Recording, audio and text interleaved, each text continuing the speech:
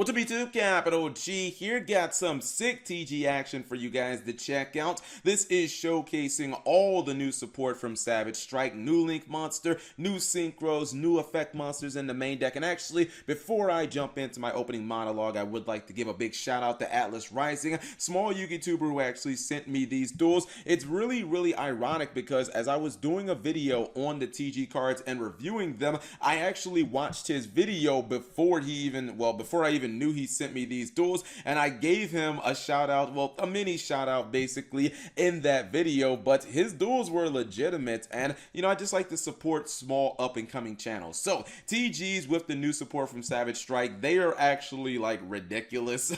The amount of work that you can do off of two cards like Needle Fiber in combination with Tech Genis Hyper Librarian is nuts. If you guys don't know, TG Hyper Librarian has always kind of been an absurd card, but as we moved into different eras of Yu-Gi-Oh! And Synchros became less and less prominent, the card kind of lost some notoriety. I kind of feel the same thing goes with Reborn Tengu. If you weren't playing through 5Ds, like, you won't realize how some of these cards have not been power creeped. This card is basically just like malicious, and you can see that basically all he needs to do is get the Needle Fiber, and if you use Reborn Tengu, then it's kind of just off to the races. You can pull Glow Up Bulb from your deck, you have your Tengu, that's going to make you a TG Hyper Librarian. He is going to summon the Werewolf from his hand, and from here you do use a lot of your resources, but you'll notice that he basically is going to make them up on the back end. He only had 2 cards in hand. He does draw 1 for the TG Hyper Librarian. Now keep in mind, this guy only has 3 cards in his hand. Let's see how many cards he ends up having by the time it's his opponent's next turn.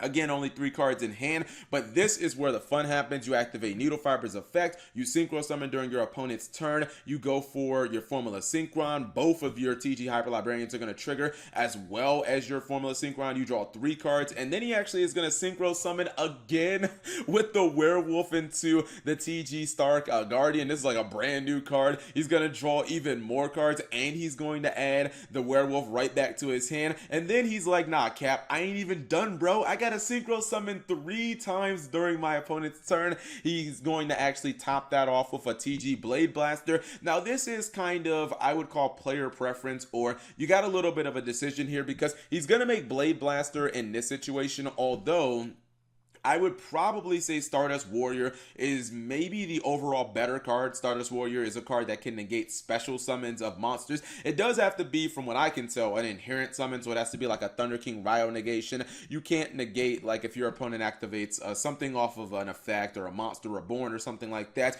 but you can negate a Pendulum summon, from what I can tell. You can negate a Link summon, although TG Blade Blaster does have protection from targeting, and it can kind of banish itself to dodge stuff. So at this point, he is playing against Teen Angles, and I just kind of feel sorry for the Teen Angle player. This is also another reason, because you're drawing all of these cards with TG Hyper Librarian, that I feel like Impermanence should probably be in this deck, because it's a card that, it's a defensive card, but you can also use it going second. And then if you make your really big board and you draw all these cards with Hyper Librarian, it's a card you can set on the field and use defensively. So he's going to make Wonder Magician just to pop the Teen Angle field spell. He's going to draw cards in the process, and he actually does make Stardust, or I was going to say Stardust Charge Warrior. He makes Stardust Warrior, and from here it's just pretty much a wrap. His opponent is gonna draw your last pathetic card, Yugi.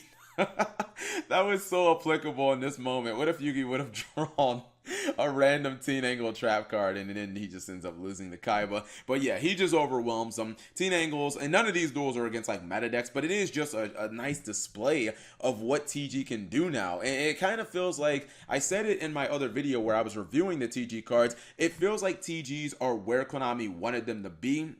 It feels like they are a hyper synchro deck, but again, this all comes off the back of this card, Christian Needle Fiber. If you open with a Red Resonator and Reborn Tengu, I saw this in Lithium's duel as well. It's just a really good play, because you end up getting essentially a bunch of draws, and you can make Blazar Dragon or Quasar Dragon.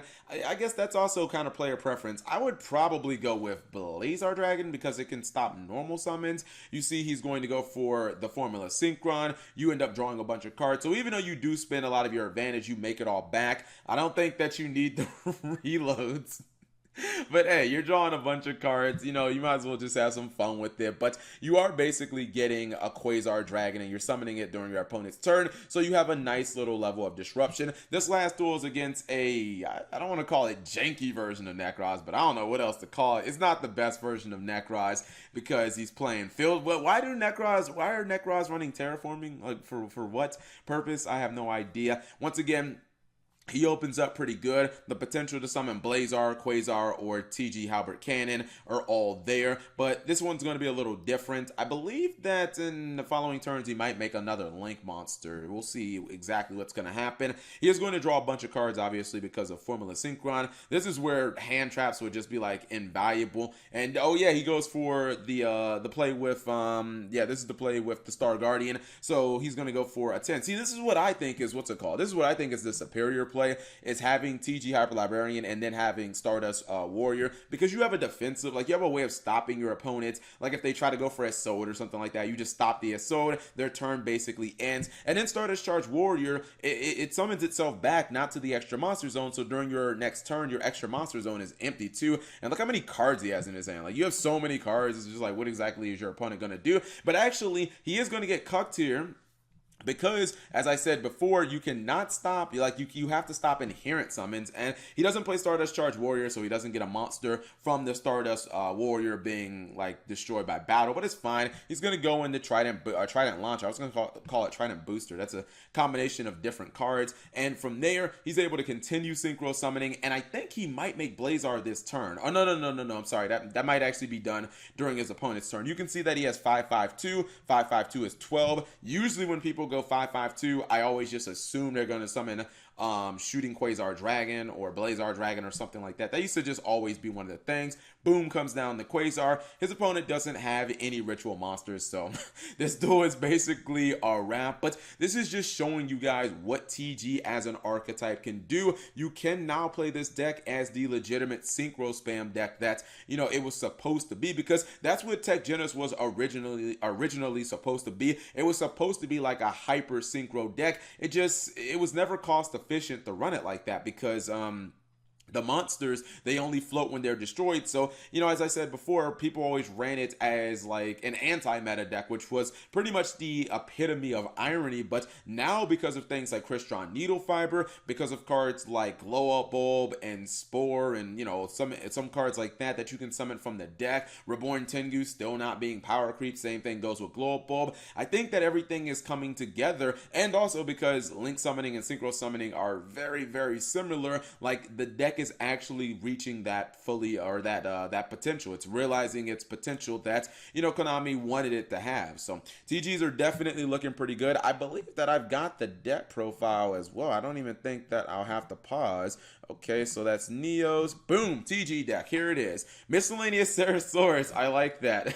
The one Miscellaneous Ceresaurus, just so that you can summon the TG Booster Raptors straight from your deck. Obviously, as we saw, oh man, you know what? I should have paused. I usually like to order the decks, and this one, the order is like all over the place, but I'm pretty sure that you guys can bear with me. From what I've seen, certain things are standard in this version of TGs, like Reborn Tengu. That's kind of like one of the heart and souls of the deck. Obviously, you're running 3 copies of Werewolf. Rush Rhino is not nearly as good anymore. In fact, this is what I thought. I was like, looking at these duels, I think Rush Rhino is just a one-of now, because it's really weird, right? Like all of these TG monsters, whether it be like Striker or Werewolf or the new Booster Raptor, they can all get themselves out of their hand inherently. That's why you play multiple copies of them. And you know, the TG Screw Serpent, you play multiple copies of this because it basically is 2 monsters in one summon, and it's off of a normal or special summon. Rush Rhino is just kind of a beat stick, and the beat stick, obviously, like that doesn't really fit what this deck is doing right now. So Rush Rhino, not necessarily the best card. You still run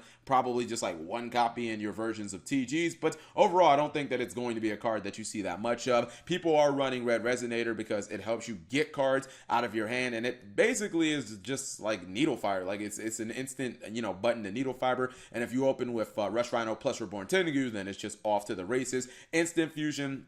Same purpose as Red Resonator, just basically for Sea Monster of Theseus, because that card happens to be a tuner. Most powerful card of 2017, Kappa. But yeah, some of the other cards, like Where Art Thou, Reload, these are just to make sure your combos go off. I think personally, if I was running the deck, instead of running these, I would run probably more hand traps and impermanences, just in case, you know, I'm drawing more cards or if I'm going second, because then I think you get the super high ceiling that we saw with the Blazer summon, the Blazar summons, Quasar, you know what I mean, getting Stardust, Charge Warrior, drawing a billion cards. But then you also have cards that can defend you that are just good enough to slow your opponent down for a turn. And if you get things like Blazar or Quasar on the field, those cards are going to eat up one of your opponent's most important cards or one of their most important actions. So I'm very happy to see that TG's back. I definitely like him running Solemn Judgment. Why not run one card that basically covers anything your opponent's going to throw at you? Having a Quasar plus a Solemn on the field, definitely legitimate. So whatever you guys think, leave it in the comment section below. Thank you guys for watching. As always, subscribe if you have not already. Turn on that notification bell for daily videos and check out these other videos that I know you'll love.